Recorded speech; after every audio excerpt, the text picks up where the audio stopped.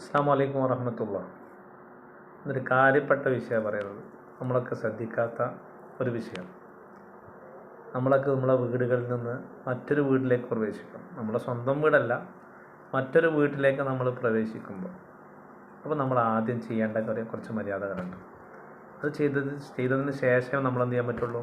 ആ വീട്ടിലേക്ക് പ്രവേശിക്കാൻ പറ്റുള്ളൂ.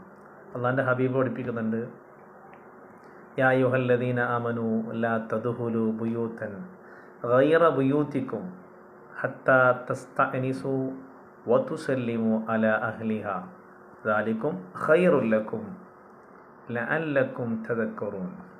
അള്ളാഹുവിൻ്റെ ഹബീബ് പഠിപ്പിച്ചത് വല്ലാത്തൊരു പഠനം തന്നെയാണത്. പക്ഷെ നമ്മളിൽ നിന്ന് പല ആളുകളും അതെന്ത് ചെയ്യുന്നില്ല. നമ്മൾ ഇനി മുതൽ എന്ത് ചെയ്യുക? നമ്മളെ വീട്ടിൽ നിന്ന് മറ്റൊരു വീട്ടിലേക്ക് നമ്മൾ പ്രവേശിക്കുമ്പോൾ അത് നമ്മളെന്ത് ചെയ്യണം? പൂർണ്ണമായിട്ട് ചെയ്യാൻ നമുക്ക് സാധിക്കണം. എന്താണ് അവിടെയൊക്കെ പറഞ്ഞ കാര്യം? മറ്റൊരാൾ വീട്ടിലേക്ക് ഇങ്ങനെ പ്രവേശിക്കുമ്പോൾ അവരോട് ആദ്യമായിട്ട് സലാം ചൊല്ലുക. സലാം ചൊല്ലുക അത് മാത്രമല്ല, അവരുടെ സമ്മതം നമ്മൾ വാങ്ങണം. സമ്മതം കിട്ടിയതിന് ശേഷം മാത്രമേ ഉള്ളിലേക്ക് പ്രവേശിക്കാൻ പാടുള്ളൂ. ചില ആളുകൾ എന്ത് ചെയ്യും? അവരുടെ സമ്മതം കിട്ടുന്നതിന് മുമ്പേ നമ്മളെന്ത് ചെയ്യും? അവിടെ പോയിട്ട് സിറ്റ് ഔട്ട് പോയിരിക്കും. അത് പാടില്ല. നമ്മളെന്ത് ചെയ്യുക? ആ സമ്മതം കിട്ടിയതിന് ശേഷം മാത്രം അവിടെ പോയിരിക്കുക. അതെന്തിനു വേണ്ടിയിട്ടാണ്? നമ്മളൊക്കെ അള്ളാഹിനെ ഓർക്കുന്നവരാണ്, അള്ളാഹുവിനെ മനസ്സിൽ സൂക്ഷിക്കുന്നവരാണ്.